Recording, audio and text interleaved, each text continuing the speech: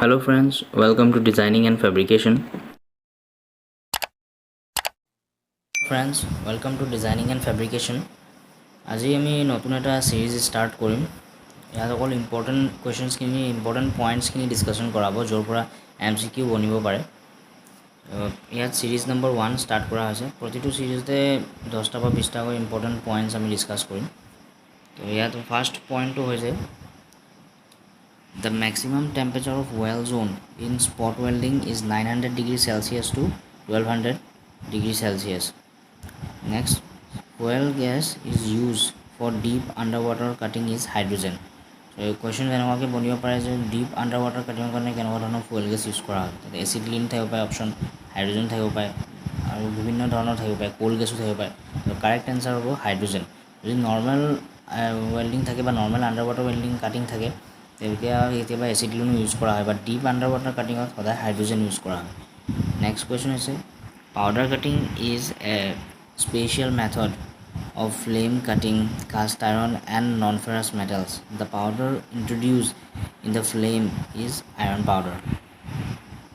Next point is the top edge is melted round and to be cut face is not smooth in gas cutting. This is due to the tip being held too high. যদি আমি যেতিয়া cutting কৰাৰ সময়ত টিপটো বেছি ওপৰত ৰাখোঁ তেতিয়া তাৰ ওপৰৰ এজটো অকল মেল্ট হয়, বাকীখিনি ভালকৈ মেল্ট নহয়। এই পইণ্টছটো সেই টিপটো বেছি ওপৰত ৰাখিলে হয়।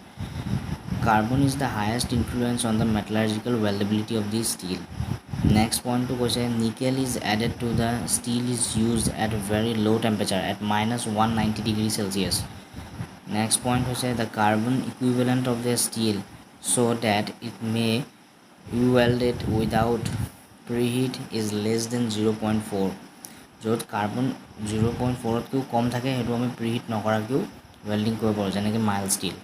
নেক্সট পইণ্টটো হৈছে there is a certain maximum limit of the carbon equivalent of the steel beyond which it is difficult to weld even with preheat at 0.70% carbon.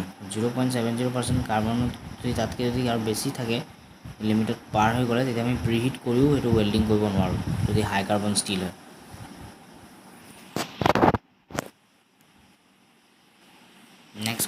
Next point কোৱা হৈছে the normal method of the testing the purity of the generated acetylene gas is holding a soaked filter paper against the stream of purified gas for 10 seconds by silver nitrate. In spot welding, the size of the nugget is controlled by electrode contact area. Nugget মানে য'ত spot welding টিপ দুটা steel প্লেটত touch কৰে তাত যিটো form হয় spot form হয় সেইটো নাজেট বুলি কোৱা হয়। It depends on control by electrode contact area. Next point is welding nearer to the neutral axis of a T-fillet joint helps to reduce the effect of high thermal expansion of base metal. Next point is one of the advantage of the air carbon arc gauging process is both the ferrous and non-ferrous metals can be gauged. Next point is nozzle number 13 is used or select for fusion welding of cast iron single V butt joint on 12 mm plate. It depends on the thickness. Next point is a light coated electrode is successfully used on negative polarity in arc welding. Electrode coatings depend on the metal thickness or যেনেকৈ যদি তাৰ কোটিংটো হৈ যায় 1.25 বা 1.39 তেতিয়া light coated হ'ব, তেনেকৈ আকৌ 1.4 পৰা 1.59 হ'লে মিডিয়াম কোটেড। নৰ্মেলি লাইট কোটেডটো ষ্ট্ৰেট পলাৰিটি ইউজ হয়, বাকী মিডিয়াম কোটেড আৰু হাই কোটেড হ'লে আমি ৰিভাৰ্ছ পলাৰিটি ইউজ কৰোঁ। নেক্সট পইণ্ট হৈছে cast iron welding should be completed as soon as possible. Slow weld progress result in burning out of carbon and silicon. যদি দেৰিকৈ আমি ৱেল্ডিং কৰোঁ তেতিয়াহ'লে তাত কাৰ্বন চিলিকনখিনি ওলাই আহিব বা ফৰ্ম হৈ যিখিনি হ'ব যাৰ কাৰণে যিটো ৱেল্ডিং বা কাটিং কৰিবলৈ ডিফিকাল্ট হয় কাষ্ট আয়ৰণত।